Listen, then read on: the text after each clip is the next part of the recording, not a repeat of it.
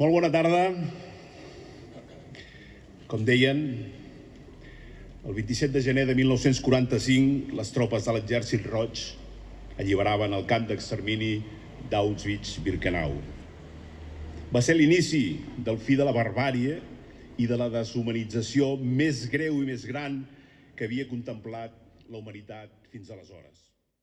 I una data per denunciar i rebutjar totes les guerres, les agressions, les injustícies que, malauradament, 79 anys després de l'Holocaust, se segueixen cometent.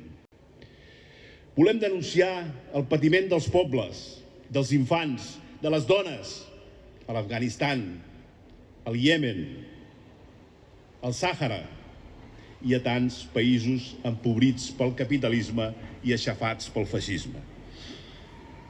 I no podem oblidar el genocidi, sí, el genocidi que l'Estat d'Israel està cometent contra el poble palestí. Un genocidi de manual contra una població indefensa amb la complicitat indignant d'Occident, que el poble és un, unit i fraternal, i a identificar i combatre l'enemic comú, el nazisme, el feixisme, que en definitiva són els braços armats del capitalisme. Apel·lem una vegada més a l'internacionalisme solidari, a la pau, a la fraternitat i a la llibertat. Gràcies.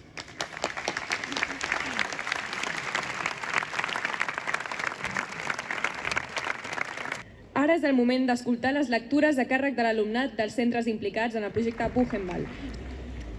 Seguidament, la lectura 2 a càrrec dels alumnes Paola Valls i David Torres de l'Institut Can Puig de Sant Pere de Ribes. Un fort aplaudiment.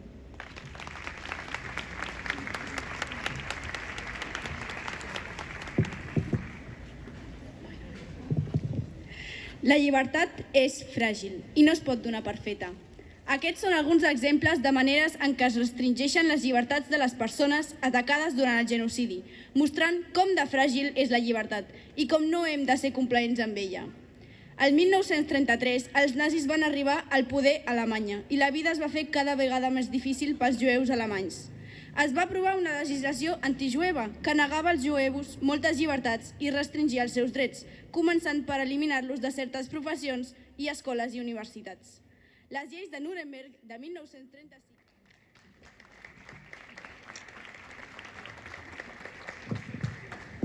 En quant a la llibertat reproductiva, com a part del programa d'eutanàsia T4, els nazis van esterilitzar a centenars de milers de persones perquè eren discapacitades o percebudes com a discapacitades, tant física com mentalment. Els nazis van arrabassar la llibertat de reproducció a Francisca Maikus, la qual va ser esterilitzada per la força no una, sinó 2 vegades simplement perquè era sorda. I en quant a la llibertat de moviments i privacions,